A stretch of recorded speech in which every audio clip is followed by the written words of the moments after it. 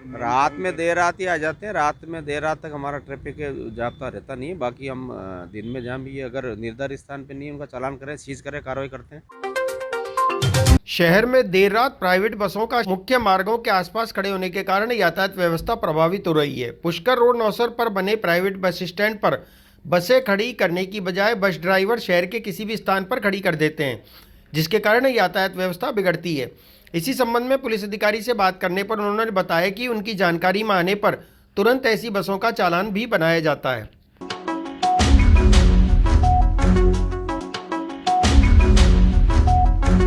वो कर रहे हैं कार्रवाई, समय समय पे इनको समझाइश भी की गई और चालान भी कर रहे हैं हम। ये रात में देर रात ही आ जाते हैं। रात में देर रात तक हमारा ट्रैफिक जाप्ता रहता नहीं है। बाकी हम दिन में जहाँ भी अगर निर्धारित स्थान पे नहीं उनका चालान करें, सीज करें, कार्रवाई करते हैं।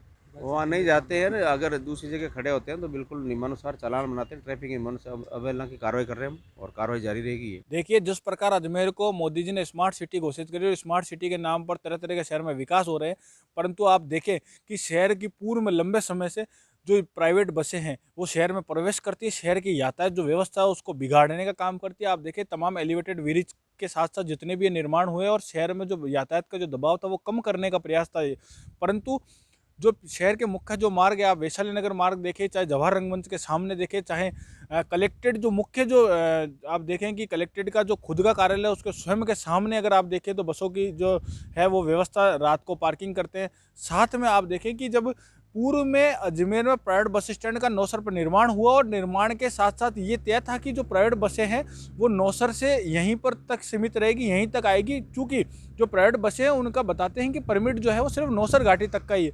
परंतु आप देखें कि शहर में वो बसें प्रवेश कर रही है, कहीं ना कहीं यातायात जो विभाग है उसकी मिली भगत है, आरटीओ जो विभाग है उसकी मिली भगत है कि वो शहर में प्रवेश करती है, शहर की यातायात व्यवस्था को बिगाड़ती है।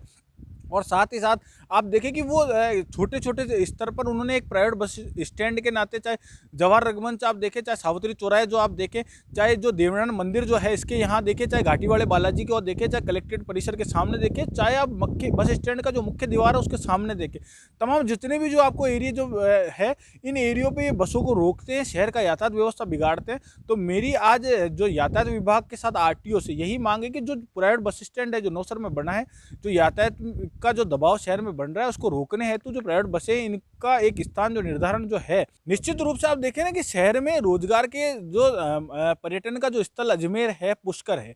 आप देखें रोडवेज बस स्टैंड के बाद प्राइवेट बस स्टैंड बहुत बड़ा जो है कि आप देखें नागौर और आसपास के तमाम जितने भी जिले हैं उनसे प्राइवेट बसें अजमेर में आती है। अगर वो प्राइवेट बस स्टैंड पर रुकेगी तो यहाँ पर खाद्य सामग्री से लेकर जितने भी जो है पार्किंग और तमाम जितने भी जो है बेरोजगार जो युवा है उनको रोजगार मिलने का भी एक नया काम होगा। तो मेरा तो यही मांग है कि कलेक्टर और तमाम जितने भी प्रशासन के जो अधिकारी हैं उनको इसकी ओर ध्यान देना चाहिए। कहीं ना कहीं वो स्मार्ट सिटी के जो अगर आप देखें कि अजमेर का जो मुख्य जो अधिकारी वो भी कलेक्टर है और अजमेर के जो एसपी है उन दोनों को आपस में सामंजस्य बिठाकर जो प्राइवेट बस स्टैंड है इसकी व्यवस्था की ओर ध्यान देना चाहिए और जल्द से जल्द इसकी व्यवस्था को सुचारू रूप निश्चित आप देखें ना कि कोई ना कोई इनकी आपस में सहभागिता है या कोई ना कोई इनकी कोई मंथली आप माने की तय है, इस कारण शहर में बसें जो है वो प्रवेश कर रही है। उन बसों के जो ट्रैफिक के पुलिसकर्मी सामने खड़े होकर मुख दर्शक बने, उन पर कोई कार्रवाई नहीं कर रहे। तो कहीं ना कहीं पुलिस की भी एक तरह से मिली भगत आप माने कि पुलिस अगर उन पर कार्रवाई नहीं करी, अगर कार्रवाई करती तो शायद वो शहर में प्रवेश ही ना कर पाए।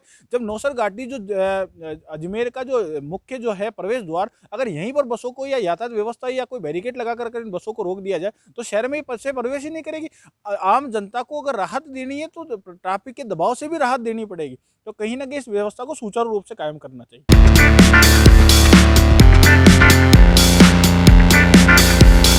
रेड टेप के ब्रांडेड फैमिली वेयर पर ऑनलाइन आउटलेट सुविधा के साथ 70% की छूट। मेन, वुमेन्स, बॉयज, गर्ल्स और किड्स के लिए रेड टेप के वियर और फुटवेयर 70% की छूट के साथ उपलब्ध है। हमारे शोरूम से आप खरीद सकते हैं ऑनलाइन रेट पर कोई सा भी वेयर। तो चले आइए रेड टेप शोरूम, पुरानी चौपाटी के पास, आना सागर सर्कुलर रोड, अजमेर। संपर्क करें 0145 4060 और 7737324099।